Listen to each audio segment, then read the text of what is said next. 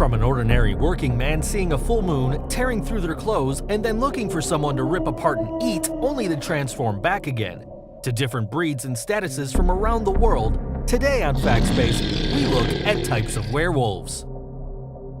Going back centuries, people became really scared when there was a full moon out in the evening, as this also brought wolf howls that echoed into the night. People stayed in behind closed doors and locked all windows so they were not the ones rumored to be found dead the following day by the savage ways of a werewolf.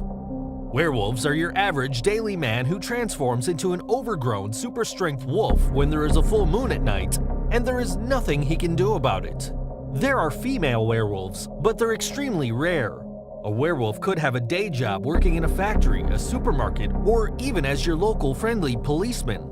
There could even be one where you work, or even one of your teachers, but they will become a very different person on seeing a full moon at night. Once they transform, they become a very violent creature that wants to kill animals and humans, leaving them in pieces. The name werewolf means wolfman. It comes from the word were, meaning were in Olden English, which stands for man or male. So how does the average man turn into an oversized, crazed creature? Well, he'll know when it's coming, and he cannot stop it. Say your boss or teacher is actually a secret werewolf. If there's been a near full moon during the week, he'll have been anxious, with the creature inside ready to come to life. When the night comes that a full moon appears, just before the very last part of the moon shows, he'll find somewhere secluded and out of the way. Once the full moon hits, he'll face towards it and start to helplessly transform. His clothes will rip as he outgrows them and becomes covered with fur. His hands will become claws and his teeth will grow into sharp fangs to bite into someone. His shoes will rip open too. As he starts to develop a deep angry snarl, this painful process continues as his face becomes that of an overgrown wolf.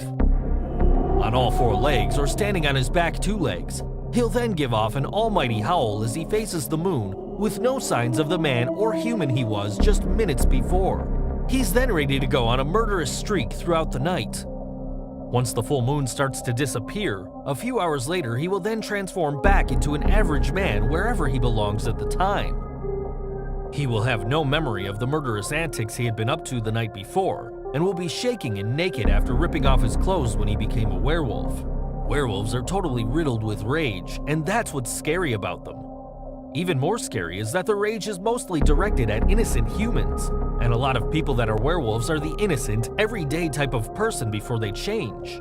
But is there any way of spotting a werewolf before they change and are living as a normal human in daylight? Well, in the 16th century, it didn't take much for someone to accuse you of being a werewolf, and some of the symptoms are still mentioned today. Some people overreacted, as back then, all it took was really to look different. The color and shape of your eyes, eyebrows meeting in the middle, and your index and middle finger being the same length. Even pointy ears could have gotten you investigated by the general public, and if you were a hairy person in general, then you were an auto suspect, especially if you had hairy hands and feet. A lot of these symptoms are said to have been 16th century fears, as in this day and age we live in now, any busy place would have people with the above symptoms in general, unless they're werewolves and we're just used to them. So how do you become a werewolf? Well, if you do want to become a psychotic furry monster, then you're in luck, as there's a few ways. One is being bitten by a werewolf. A bit like a vampire, but with a werewolf it's just one bite, and that's if you survive the attack. Another is a wolf skin. It is said that you can become a werewolf by wearing the skin of a wolf that must have been provided by the devil himself in exchange for your soul. The skin has to be hidden in a tree trunk, and when the full moon comes out, the devil-owned wolf skin will make you into a real werewolf with the same powers. Scandinavian, French, and German people who were in the know are said to be able to change into a werewolf by using a magic ointment that consisted of the blood of a bat, the fat off of a dead cat, mixed with opium and aniseed. Another supposed method of turning into a werewolf was to eat a wolf's brain and also drinking water from the footprint of a wolf's paw. This was not a choice, it was a way of turning you into a werewolf against your own will by whoever that may be. There was also a way of cursing a family too.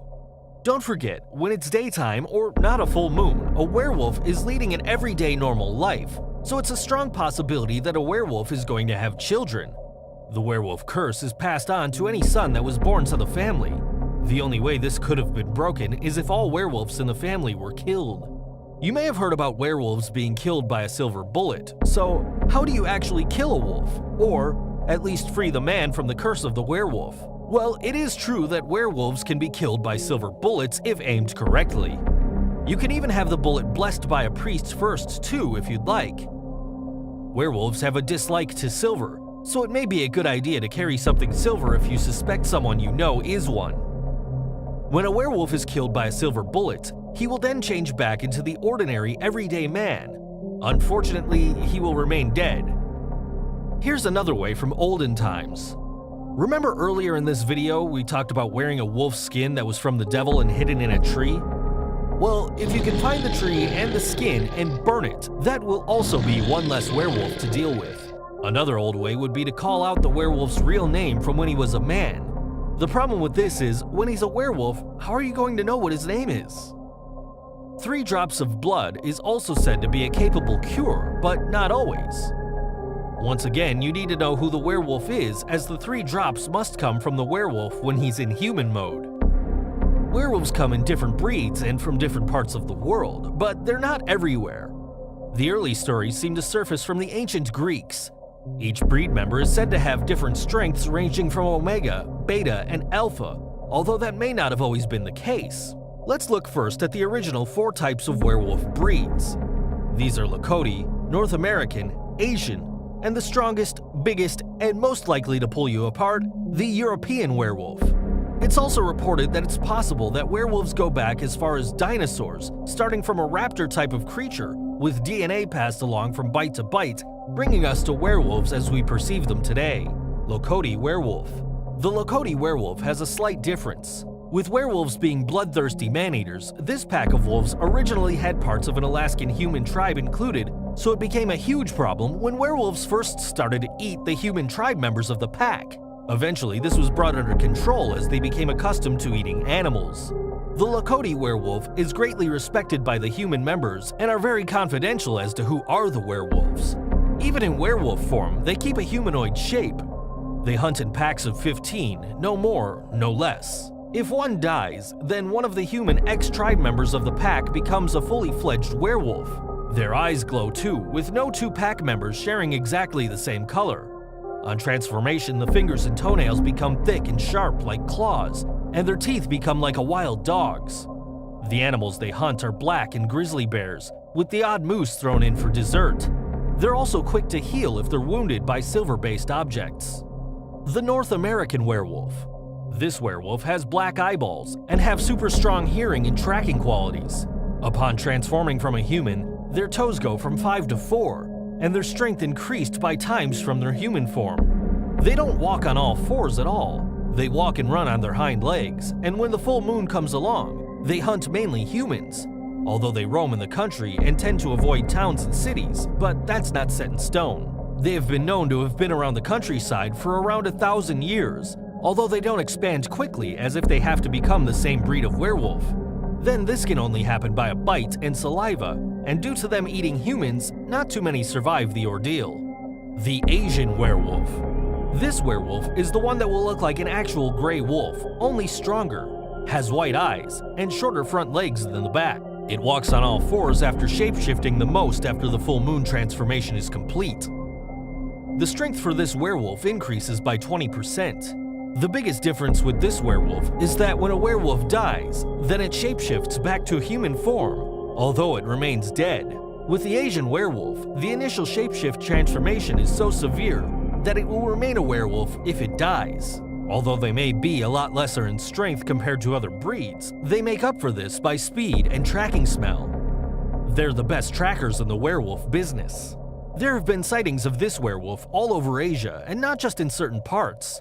This werewolf can also reproduce sexually as a human and as a werewolf with a human by biting and infecting victims with their saliva. The European werewolf.